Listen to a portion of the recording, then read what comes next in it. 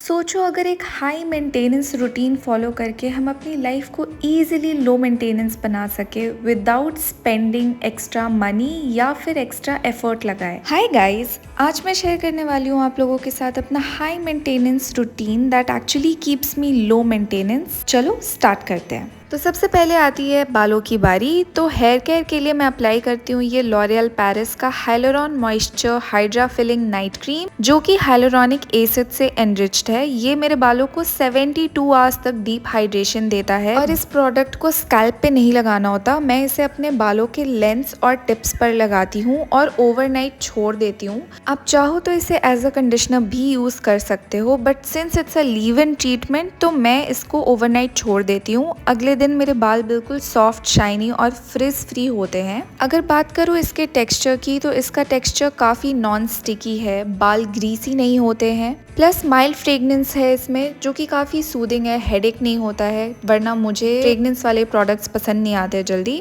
तो अगर आप अपने बालों को एक्स्ट्रा केयर देना चाहते हो तो ये नाइट क्रीम आपके लिए बिल्कुल परफेक्ट ऑप्शन है। इसको लगाने के बाद अगले दिन मेरे बाल कुछ ऐसे दिख रहे थे and I really like it, so I would highly recommend it as well. Moving on to the next thing that is heat protection. अब वैसे तो मैं हीट अवॉइड करती हूँ, बट अगर मुझे अपने बाल स्टाइल करने हैं तो I use this B blunt का hot shot heat protection hair mist. इसमें ग्रेप सीड ऑयल होता है जो कि हेयर कंडीशनिंग के लिए भी फेमस है और बालों को डैमेज से भी बचाता है, और इसको भी बालों की लेंथ और टिप्स पे ही यूज करना होता है सिर्फ। Next is face grooming. तो अगर आप किसी के भी सामने जाओ तो the first thing a person notices is your face. तो आई मेक श्योर कि मेरा फेस हमेशा वेल ग्रूम्ड रहे। You can use Vaseline, Boroline और any moisturiser of your choice, और उसके बाद ही शेव करना चाहिए। ड्राई फेस पे शेव नहीं करना चाहिए क्योंकि उससे फिर टाइनी बम्प्स आ जाते हैं, प्लस इरिटेशन और कट्स के भी चांसेस बढ़ जाते हैं। तो मैं जनरली आईब्रोज और अपर लिप शेव करती हूँ, तो उसके लिए आई यूज दिस सानफे का eyebrow touch up face razor. ये रेजर स्पेशली डिजाइंड है टू शेप योर आईब्रोज या फिर अपर लिप, चिन या फिर पीच फज रिमूवल के लिए।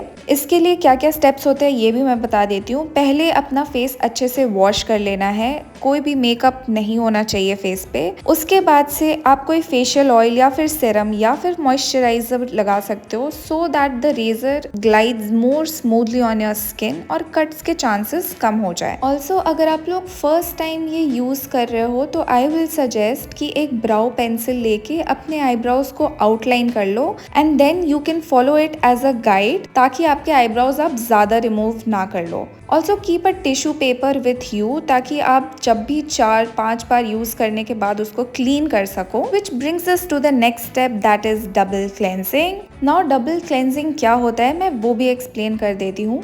जब आप कोई भी मेकअप यूज़ करते हो या फिर आपने कोई वाटरप्रूफ मस्कारा यूज़ किया है या फिर मैट लिपस्टिक यूज़ की है, उसको रिमूव करने के लिए आपको 2 टाइम फेस वॉश करना चाहिए। ऑल्सो इस क्लेंजिंग में 2 टाइप के क्लेंजर्स यूज होते हैं। पहला इज ऑयल बेस्ड क्लेंजर जो कि मेकअप, सनस्क्रीन या पॉल्यूशन को हटाता है, and step 2 is water based cleanser which removes the sweat, dirt, left over oil या फिर किसी तरीके का skin care residue. This is a must, सबको ये जरूर फॉलो करना चाहिए। Which brings us to the next step. अब फेस वॉश करने के बाद स्किन काफी ड्राई हो जाती है, तो I use these sheet mask. There are a lot of good brands जिनके शीट मास्क आप यूज कर सकते हो। मुझे पर्सनली टोनी मोली बहुत पसंद है, तो मैं उनके शीट मास्क ज्यादा यूज करती हूँ। प्लीज रिमेंबर कि शीट मास्क आप डेली बेसिस पे ना यूज करो, आप हफ्ते में एक बार यूज कर सकते हो। मैं वो भी नहीं करती हूँ, मैं मे बी 2 महीने में या 6 महीने में एक बार यूज करती हूँ। ऑल्सो मैं जब फेस मास्क लगाती हूँ तो आई मेक श्योर कि ये जो कट्स हैं फेस मास्क में, मैं उसको ब्लेंड कर के ही लगाऊं, ताकि जो मास्क है वो अच्छे से सेटल डाउन हो जाए मेरे फेस पे,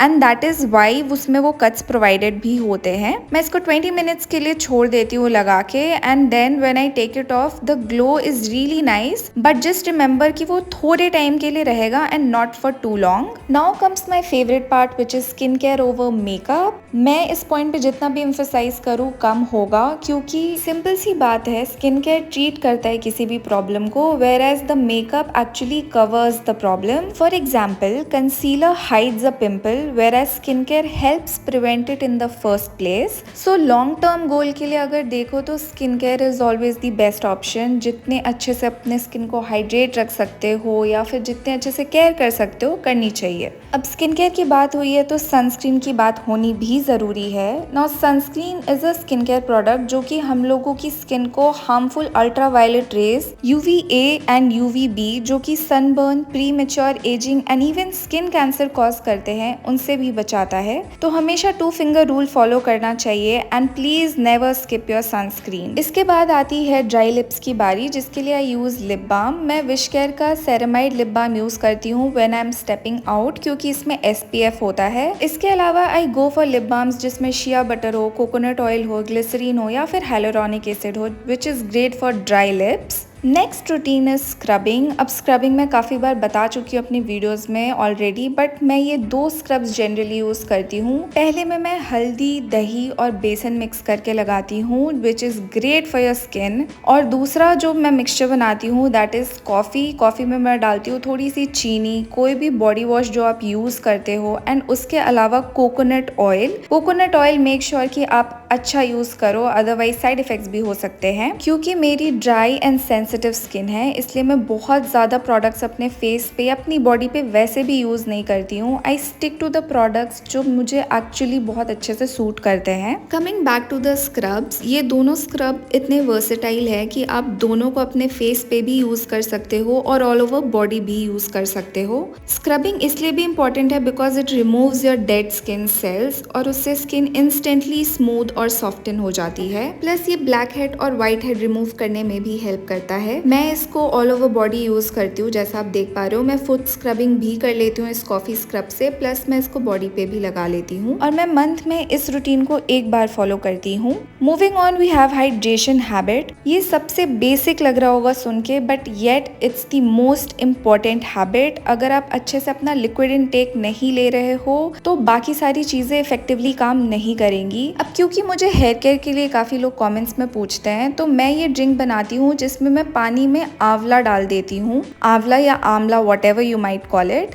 और उसमें हाफ लेमन स्क्वीज कर देती हूँ प्लस क्यूकम्बर डाल देती हूँ एंड आई ड्रिंक इट। इससे बाल की भी हेल्थ इंप्रूव होती है, plus skin also shines really nice. और इसको पीने के बाद जो आंवला और क्यूकम्बर बचता है वो मैं खा जाती हूँ because it's really good for your hair. Next up we have signature scent. Now body odour is something जो किसी को भी पसंद नहीं आती है, तो मेक श्योर कि आप रेगुलर बेसिस पे एक डिओड्रेंट यूज कर रहे हो या फिर under arm roll on use कर रहे हो to keep your self fresh. Body के बाद बारी आती है नेल्स की and we will talk about neutral nail routine. Why neutral? Because neutral is something जो हर तरीके के कपड़ों पे चल जाता है एंड आपको ज़्यादा मेहनत भी नहीं लगती है इसमें मेंटेनेंस के लिए। ऑनेस्टली मैंने बहुत बार सुना है कि नेल्स देखकर आप बता सकते हो कि इंसान की पर्सनालिटी कैसी है, तो मैं तो हमेशा अपने नेल्स अच्छे से पॉलिश रखती हूँ and I regularly trim them and cut them because it makes you look very presentable. इसी के साथ आ चुके हैं लास्ट स्टेप पे जो कि है वार्डरोब स्टेपल्स। तो अगर आपके वार्डरोब में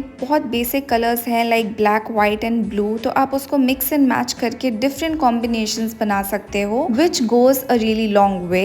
and yes guys, that would be it for this video. ये वीडियो बना के मुझे पर्सनली बहुत मजा आया। अगर आपको भी ये वीडियो अच्छी लगी तो please don't forget to like, share and subscribe to my channel and I will see you next time. Bye.